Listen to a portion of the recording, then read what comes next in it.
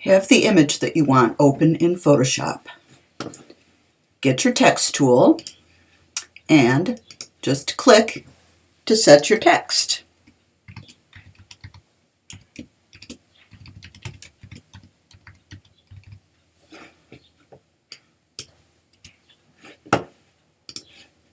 Make it the size and position that you want. And the typeface too, of course. Check your leading, make sure all is good. I like the thicker typefaces, but experiment to see what works for you. Okay, now you have your text and you've got your background. So what you're going to do is duplicate that text layer. Okay, and then just hide the one that's real tight because we need to convert this text to raster. So hide your regular text, be on your text layer that you're about to make a raster, and then you simply go to type and go to rasterized type layer. And boom, now you've got this as raster, not as editable text anymore. Here's how I like to select it. I like to do Command or Control A to select everything. I've got my selector tool there, my move tool, and then I nudge it down one and then back up one where it was before. There are other ways to select the type. That's the one that works for me. Now that I have my type selected, what I really need to do is copy that part of the background. So I go to my background layer, and now this selection is actually on the background, and I can just do Command or Control C to copy it. Easy peasy. Then I'm going to make a new layer, and I'm going to paste it on there. So I'm on my new layer, and I am going to go to Edit, Paste Special, Paste in Place. You want that to be exactly in the same place if this is going to work. All right. Now I can hide this rasterized text, and you can see it doesn't look like anything, but if you hide your background, you actually have your background copied into where that text is. So really cool.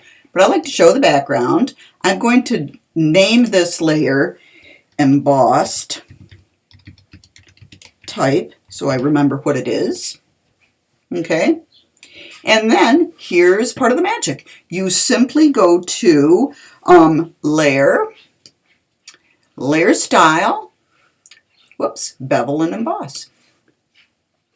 And here you are. Now what you want is you want the style to be embossed. There are other options here, but we're doing emboss on this one. You can adjust the depth, but I wouldn't make it too much or too little. Use what you think will work. Also, I would have the direction be down so it looks like it's carved into the wood or marble or whatever it is. All right, so play with the depth, play with the size maybe, but I don't think that that looks good. I like it to be kind of sharp. All right, and then you can also change the angle by just moving this all around however you want, but I'm going to do a Command, I can't do a Command Z, so I'm going to put it back about where it was. Okay?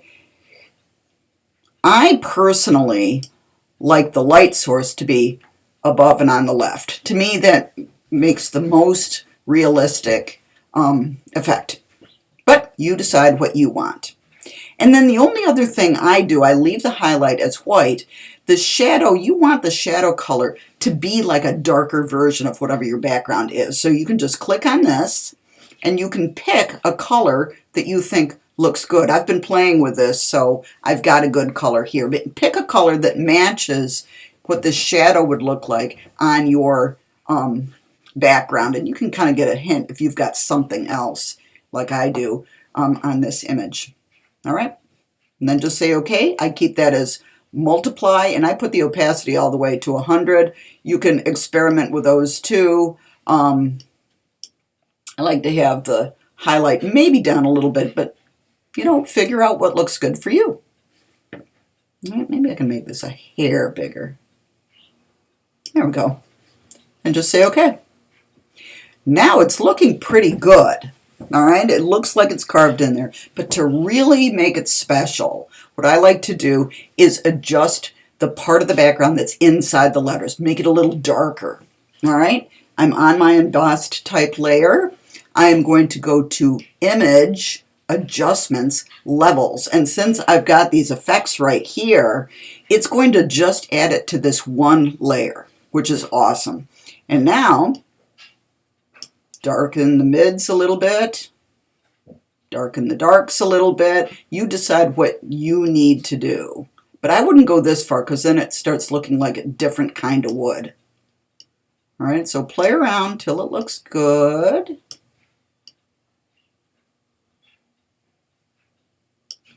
Sort of interesting too because the embossing can go both ways. When you're looking at it, sometimes it looks like it's dug in and sometimes it looks like it's raised up, even though it's exactly the same. Then just say OK, and there you go.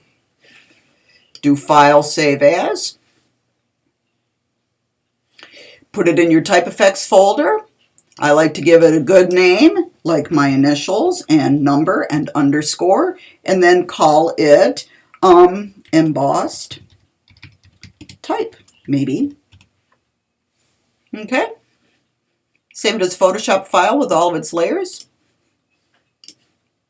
And there you are. Fantastic.